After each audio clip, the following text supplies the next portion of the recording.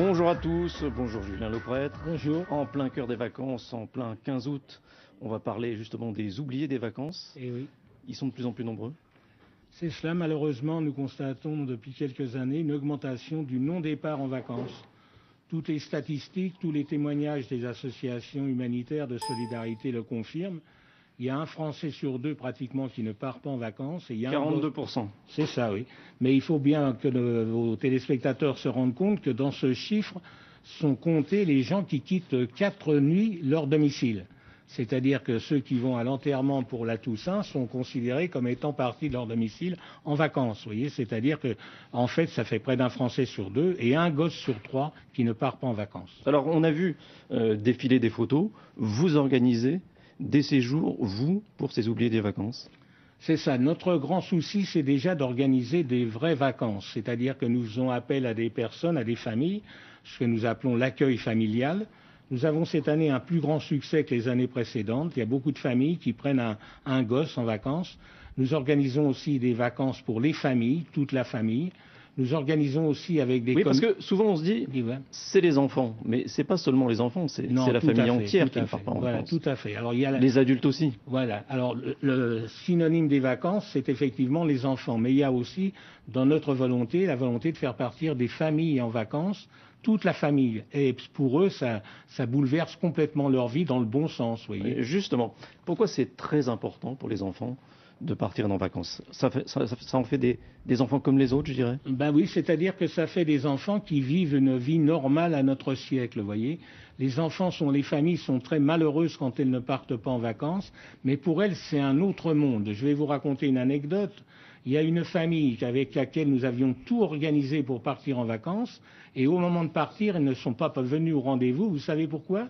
C'est parce qu'ils n'avaient pas de valise. C'est vraiment incroyable une chose comme ça. C'est une autre culture, vous voyez. Les vacances pour les gens en difficulté, c'est un autre monde, vous voyez. Ben non, nous on part pas en vacances. Et vous voyez dans ce document qu'on a édité, là, le livre Le dire pour agir, ben effectivement. C'est un petit peu votre cahier de doléances, hein. Voilà, c'est ça. Ben, d'ailleurs, ça correspond. C'est en 1989 que nous l'avons édité. C'est les nouveaux cahiers de doléances. Et il y a des témoignages là-dedans qui montrent bien qu'est-ce que ça représente les vacances. Une femme qui écrit: mon plus grand bonheur, c'est quand ma fille m'a annoncé qu'on allait pouvoir partir en vacances avec le Secours populaire.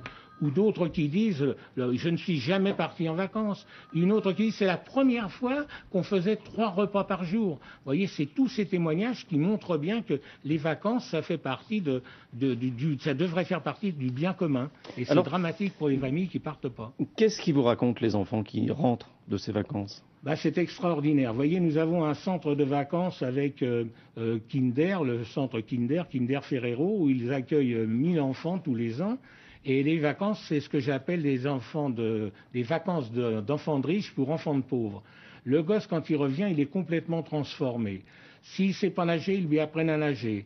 Ensuite, il peut jouer pendant 1 an, pratiquer le sport qu'il a pratiqué pendant 8 jours, parce qu'il paye la licence. Le gosse, il est complètement transformé. C'est un autre monde. Et vous vous rendez compte, le gosse qui n'était pas parti en vacances jusque-là, qui retrouve ses petits copains à la rentrée, qui dit moi aussi je suis parti en vacances. C'est un autre monde. D'ailleurs, on le retrouve aussi dans l'idée de la journée des oubliés des vacances. Il y a 30 ans qu'on a eu cette idée. Voilà, quand arrive le 15 août, donc c'est aujourd'hui, le gosse qui n'est pas parti, il partira pas. Et on lui offre une journée de vacances. Au début, les enseignants me disaient mais c'est pas une journée, il faudrait des vraies vacances. Oui, si vous me donnez l'argent, moi je suis prêt. Maintenant, ils ont changé d'avis, les enseignants. Parce que le gosse, quand il rentre à l'école, première rédaction, qu'est-ce que tu as fait pendant les vacances? S'il est à sec devant sa copie, parce qu'il n'a rien fait, mais par contre, s'il a été une journée à la mer avec le Secours populaire, s'il a vu la Tour Eiffel pour la première fois avec 40 000 petits gosses qu'on avait réunis il y a 3 ans sous la Tour Eiffel, il en raconte comme s'il avait été 3 semaines à Saint-Tropez. Est-ce qu'avec la crise, vous avez des problèmes de dons? Oui, effectivement. Nous avons eu une grande discussion dans l'association où nous avons expliqué à des amis qui disaient oui, comme il y a la crise, on va avoir moins de dons, il va falloir qu'on ralentisse notre activité. Et on a dit non.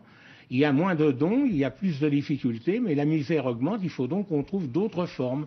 D'où notre idée de constituer un partenariat solidaire avec des entreprises, d'où notre idée d'avoir des choses très populaires, une grande tombola populaire, d'organiser des repas, d'organiser des fêtes, de faire en sorte qu'il n'y ait pas seulement la sollicitation par voie postale, mais on est populaire, qu'il y ait vraiment des activités populaires. Est-ce que vous constatez aujourd'hui une véritable montée de la pauvreté? Oui, tout à fait. J'ai quelques chiffres là, je ne vais pas trop vous embrouiller, mais voilà, par exemple, nous avons aidé l'année dernière, en 2011, 2 427 905 personnes qui ont été accueillies. Cela représente 536 000 familles, dont 216 797 familles. Pendant plusieurs années, nous avons frôlé les 2 millions, mais maintenant nous sommes à 2,5 millions de gens qui viennent presque au quotidien. Le Secours populaire, il n'ouvre pas à telle ou telle période. On est là du 1er janvier au 31 décembre. Il y a vraiment un raz-de-marée de la misère et qui continue de grandir. Est-ce que vous voyez arriver des gens que vous n'aviez pas l'habitude de voir? Tout à fait, tout à fait. Tout à fait. Il y a d'abord les personnes âgées. C'est un drame de voir les personnes âgées, après toute une vie de labeur, de venir demander à manger au Secours populaire. Il y a aussi des petits industriels, des petits commerçants qui viennent demander de l'aide, qui sont complètement des cadres aussi, qui n'ont plus rien, qui viennent et dire voilà, on n'a plus rien, on vient vous voir. Et moi j'appelle ça la descente aux enfers, parce que la famille qui est habituée à tirer le diable par la queue, comme on dit, bon, toute sa vie, c'est pas une grande rupture de venir au Secours populaire, c'est pas agréable, mais tandis que ces gens-là, c'est vraiment la descente aux enfers. Vous ouvrez aussi votre initiative des enfants étrangers? Oui, alors cette année, nous allons battre tous les records. Nous avons un centre de vacances à Gravelines où nous allons accueillir 200 enfants venus de 27 pays étrangers. Pour nous, c'est extrêmement important parce que qu'il y ait des enfants des deux Corées qui soient là, qu'il y ait des enfants du pourtour du bassin méditerranéen, qu'il y ait des enfants d'Espagne, d'Italie, où ils ont de grands problèmes de solidarité indispensables par rapport à la crise. Tout ça, ça nous renforce et nous allons créer un mouvement enfants copains du monde. C'est-à-dire que nous allons dire aux enfants, pendant que vous êtes là, prenez des contacts avec les autres enfants pour développer un mouvement enfants copains du monde. Un mot sur la Syrie, là oui. aussi, vous prenez une initiative? Oui, bien sûr, et peut-être il faut dire à vos téléspectateurs, parce que je m'aperçois que c'est peu connu, que le Secours populaire, il est présent dans plus de 50 pays étrangers par l'intermédiaire d'associations avec qui on travaille sur le terrain. Pour la Syrie, nous avons de grandes initiatives avec nos amis de l'association libanaise avec qui nous travaillons, et nous avons des photos, nous avons des témoignages que nous avons aidé plusieurs centaines de familles. Le drame est immense. Il y a des familles qui sont obligées de tout quitter, d'arriver sans rien, et il faut que nous les aidions. C'est pourquoi nous renouvelons notre appel à la solidarité pour les enfants syriens. Merci. Merci. Thomas, c'est à vous. Merci beaucoup Roland pour toutes ces précisions. Nous, on va